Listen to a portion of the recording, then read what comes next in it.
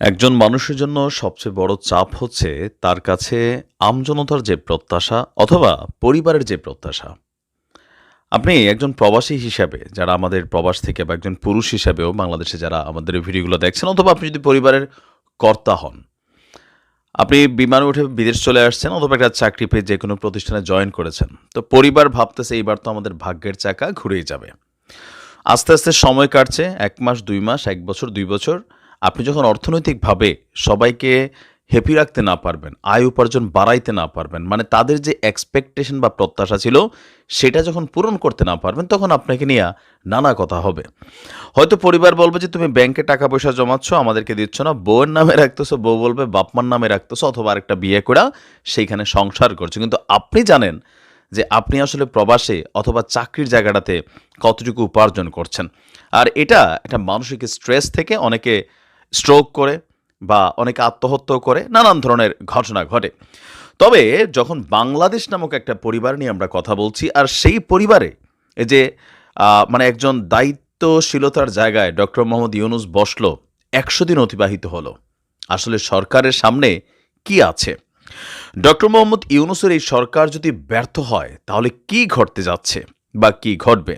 সেনাবাহিনীর জন্য যেমন একদিকে সুসংবাদ আসতে পারে, অপরদিকে বিএনপির জন্য সুসংবাদ আসতে পারে যদি মানে সরকার ব্যর্থ হয়।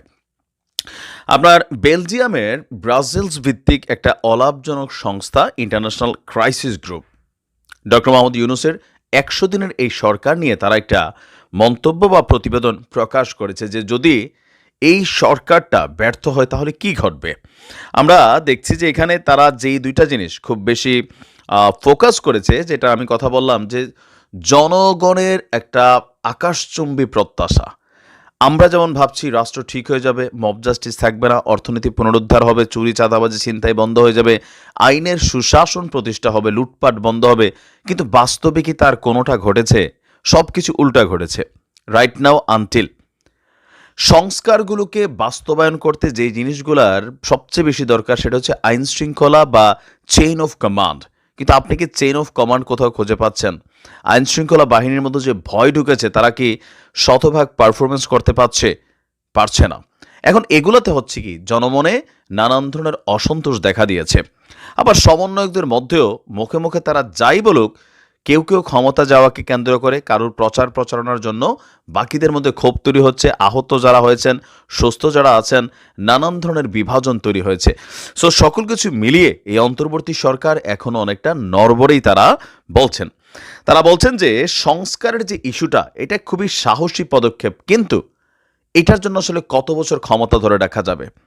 এই অন্তর্বর্তী সরকার বড়জোর ১ বছর ক্ষমতায় ধরে রাখবে, কারণ গতকালকে এএফপিকে দেওয়া সাক্ষাৎকারে ডক্টর মোহাম্মদ ইউনূসের একটা বক্তব্যের অংশ কিন্তু এরকমই ছিল যে অন্তর্বর্তী সরকার উচিত যত দ্রুত সম্ভব নির্বাচন দিয়ে ক্ষমতা ত্যাগ করা, কারণ যতদিন এই চেয়ারটায় থাকবেন বদনাম নিতে হবে, আপনাকে গালি শুনতে হবে, আপনার মানে নানান ধরনের করাপশনে জড়িয়ে যাবে, আপনার যে উইংসগুলো আছে এখানে নানান ধরনের ঝামেলা পাকাবার, দিন শেষে এই ব্যর্থতার দায়ভারটা ডক্টর মোহাম্মদ ইউনূসের কাঁধেই কিন্তু আসবে। তো সামহাও তিনি স্ট্রেস নিচ্ছেন। বলা হচ্ছে যদি সংস্কার আনতে অন্তর্বর্তী সরকার হোঁচট খায়, সম্ভবত এর পরিণতি দাঁড়াতে পারে সামান্য অগ্রগতি সহ একটি আগাম নির্বাচন নিয়ে যেই বলা হচ্ছে যে বিশাল সংস্কার হবে, সেইটাও সম্ভবত পুরোটা তারা করতে পারবে না, অথবা আপনার সামরিক বাহিনীর ক্ষমতা গ্রহণ, যেটা নিয়ে সবাই ভয় পাচ্ছে যে সেই 1-11 আবার ফিরে আসবে কিনা। এটা আলোচনা কারা করছে? আপনি দেখেন ব্রাসেলস ভিত্তিক যে অলাভজনক সংস্থা ক্রাইসিস গ্রুপ। বলা হচ্ছে অন্তর্বর্তী সরকারকে তার সামাজিক সমর্থনের ভিতকে শক্তিশালী রাখতে কিছু দ্রুত অর্জনের প্রতি নজর দেওয়া উচিত। যেমন আমি মনে করি দ্রব্যমূল্যের যে সিন্ডিকেট, এই যে সরকার যখন আওয়ামী লীগ ছিল আমরা বলতাম সিন্ডিকেট, কিন্তু এখন সিন্ডিকেট কেন ভাঙা যাচ্ছে না? আমাদের গভর্নর কালকে বিরক্ত হয়ে বললেন যে আমরা ট্যাক্স কমাই দিলাম, কি বলা হয় যে তারপরেও কেন আসলে মার্কেটে সিন্ডিকেট? তো সিন্ডিকেট ভাঙার দায়িত্ব কার? সরকারের। এখন সরকারের কিছু কিছু পদক্ষেপ আছে এই মুহূর্তে অপ্রয়োজনীয়, যেমন সেন্ট মার্টিন ইস্যুতে সরকার যেটা করছে, আমজনতা বিরক্ত, সেন্ট মার্টিনের জনগণ বিরক্ত। আপনি সেন্ট মার্টিনের জনগণের কাছে এই মুহূর্তে একটা বলেন যে কোন সরকার ভালো ছিল, তারা চোখ বন্ধ করে বলবে আওয়ামী লীগ সরকার। কেন? এই সরকার আশায় তারা বিপদে পড়ছে। পরিবেশ রক্ষা জরুরি, কিন্তু মানুষের জীবন রক্ষাও জরুরি। আবার ধরেন পলিথিন ইস্যুতে এই যে একটা হুট করে সিদ্ধান্তে পুট করে এটার বিকল্প তো কোনো আনলো না রিজওয়ানা সাহেব। তিনি ভালো খাচ্ছেন পড়ছেন, আওয়ামী লীগ সরকারের সময় তাদের শরীরে মেদ চর্বি ভালোই জমছে, এখনও সরকারের সময় তারা নিচ্ছেন, আমজনতার ভাতের চিন্তা তারা করছেন না। এরকম অনেক ধরনের অ্যাক্টিভিটিস আছে যেগুলো মানুষের কাছে হাহা রিয়েক্ট পাবার যোগ্য। আবার ধরেন মোস্তফা সারোয়ার ফারুকির মতন এরকম অপদার্থ মানুষকে যখন উপদেষ্টা হিসেবে নিয়োগ দেওয়া হয়, যিনি কাজ করবেন তো দূরের কথা, সারাদিন ফেসবুকে তার পুরান স্ট্যাটাস দিয়া মানে সমালোচনার জবাব দিতে দিতে তার সময় শেষ হয়ে যাচ্ছে। আর বাকি যারা আছেন বয়স্ক মুরব্বী, চোখে দেখে না ঠিকমতো, তারা ভালো করে কাশি দিলে পাদের সাথে ঝোল বের হয়, এরকম 2-4 জন উপদেষ্টা কিন্তু আছেন, এটা বাস্তবতা। তো তাদের মাধ্যমে একটা বৃদ্ধ বয়সে এসে যে সাহস দরকার, এগুলার অনেকটাই কিন্তু সংকটে ভুগছে ডক্টর মোহাম্মদ ইউনূসের সরকার, যার কারণে আপনার এই সরকার আস্তে আস্তে জনপ্রিয়তা হারাচ্ছে। এটা আমাদের কথা না, আন্তর্জাতিক যে সংস্থাগুলো আছে তারাও বলছে যখন এই সরকার মূল সংস্কারগুলোকে ঘিরে ঐক্যমত্য গড়ে তুলছে এবং দেশকে বিশ্বাসযোগ্য নির্বাচনের জন্য প্রস্তুত করছে, কিন্তু এটা আসলে খুবই কঠিন, কারণ অর্থনীতিকেই শক্তিশালী করতে হবে। আওয়ামী লীগের সরকারের সময় এই যে অর্থনীতিকে ধ্বংস করা হয়েছে, ব্যাংক সেক্টরকে ধ্বংস করা হয়েছে, এগুলোকে পুনরুদ্ধার করা আসলে এত দ্রুত না। কিন্তু জনগণ ভাবছে এই সরকারের হাতে একটা আলাদিনের প্রদীপ আছে, ঘষা দিবে, সেখান থেকে উন্নয়ন সংস্কার অর্থনীতি রাতারাতি জীবিত হয়ে যাবে, বাট এটা সম্ভব না।